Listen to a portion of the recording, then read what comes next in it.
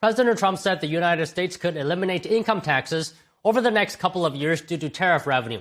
Joining us to discuss is Daniel Lacalle, chief economist at Tressis, international financial analyst and author of the book Freedom or Equality. So Daniel, good to see you. What is your view on the likelihood and feasibility as well of tariff revenue completely replacing income taxes?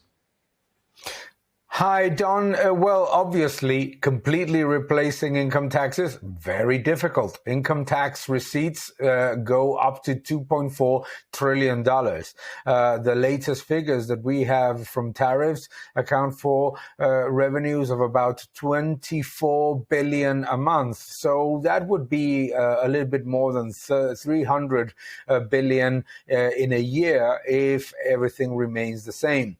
I think that what President Trump is trying to convey is the following, is that there could be a substantial reduction of income taxes, particularly for the lower end of the income tax bracket, that could even end up eliminating the income tax for the lower range. But eliminating entirely the income tax seems very, very difficult, certainly from a revenue standpoint. There is another way of doing it, obviously, which is by reducing dramatically government spending. But we also must acknowledge that it's quite unlikely that any administration is able to reduce government spending by the equivalent of $2.4 trillion. Because it would include a very, very significant part, or actually almost more than half of mandatory spending. Therefore, I think that what President Trump is actually looking at is probably eliminating the lower end of the income tax bracket entirely. And that actually could be feasible. Okay, so Daniel, whether we're talking about eliminating it completely or partially, I mean, in principle, the plan could stimulate economic growth, right, by reducing the tax burden on workers. In any shape or form, any measure that we have discussed actually a couple of times, like, for example, reducing tax, even providing a check from the extraordinary revenues coming from tariffs, etc., any of those measures are going to be positive for consumption, for economic growth, and for the improvement of the manufacturing and the services sector within the United States through domestic demand. Any of those measures will be positive. But we also have to acknowledge that the first thing that the United States needs to do is to rein in the enormous fiscal burden that has been inherited from the Biden administration, with a deficit that stands close to the 2 trillion figure.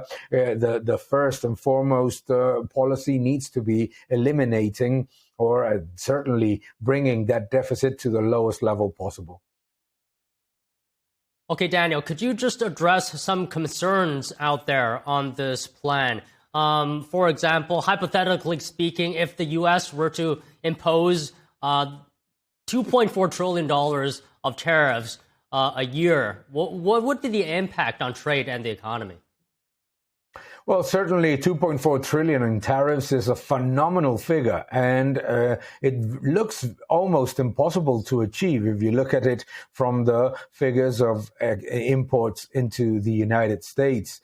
But let's assume that it would happen. Let's assume $2.4 trillion of tariffs from abroad. It would definitely reduce international trade with the United States, absolutely, because let's assume that the entirety of those tariffs are absorbed by the producers abroad. Even if that were the case, it's going to make it very, very difficult for those producers to go to the U.S. market in the shape and form that we see it today. So, in essence, it would certainly have a very, very dramatic impact on international trade.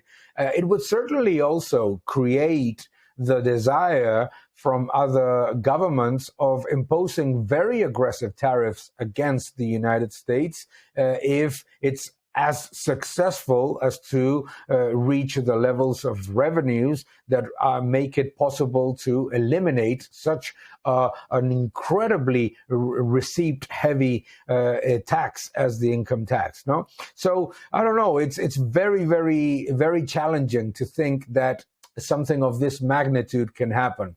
I think that the opportunities that are more feasible are in a reduction in taxes for the U.S. citizens, maybe even the possibility of a check if the revenues are exceptional. And certainly now that the waters of trade agreements have settled, and we know that next year there's going to be a significant level of growth in international trade, and there will be very, very low implications of these tariffs on inflation, then at least what we know right now is that there could be revenue positive and growth positive measures that may not entirely eliminate the income tax, but would certainly improve the domestic economy. At 2.4 trillion of tariff revenues seems to be in any shape and form almost impossible. Okay, let's say we get a partial reduction in income taxes through tariffs. The question still remains, though, are tariffs a sustainable revenue source for a country?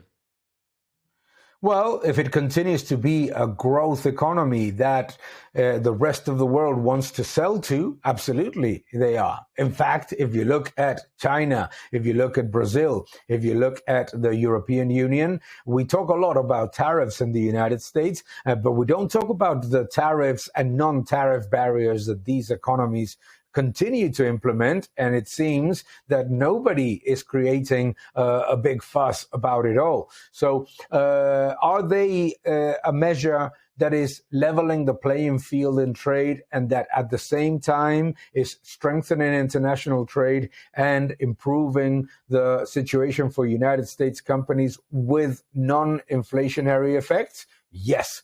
Are they a magic wand that can generate perpetual revenues forever and increasing those revenues? Not necessarily. So I think that we need to be balanced. I think that the measures that have been implemented this year have proven to be positive for the economy. The economy is growing at a 4% annualized rate, according to the Atlanta Federal Reserve.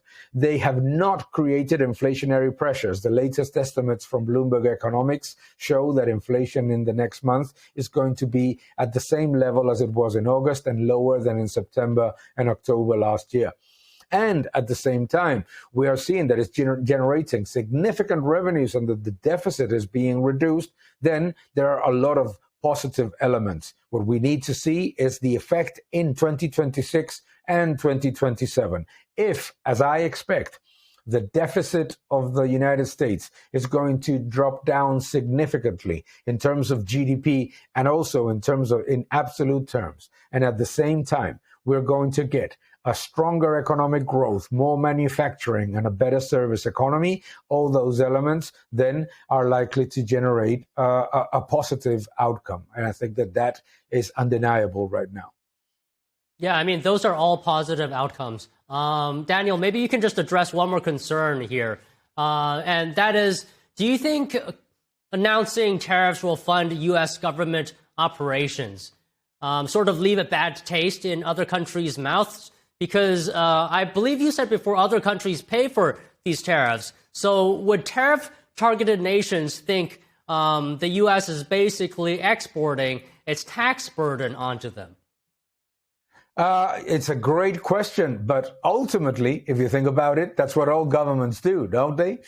When they are imposing CO2 taxes on U.S. companies, when they're imposing the different regulatory taxation and tariff and non-tariff barriers on U.S. companies, they are doing it and saying to their citizens in their countries that they're doing it to fund policies and programs in that country, no? So yes, absolutely, taxation and trade measures are all taken to try to improve the situation or to try to pay for programs in the country. But that is not only in the United States; it's also in other countries. What you're absolutely right is that there is a completely biased narrative all over the world in which it seems that the only country in the world that puts tariffs is the United States, which is false.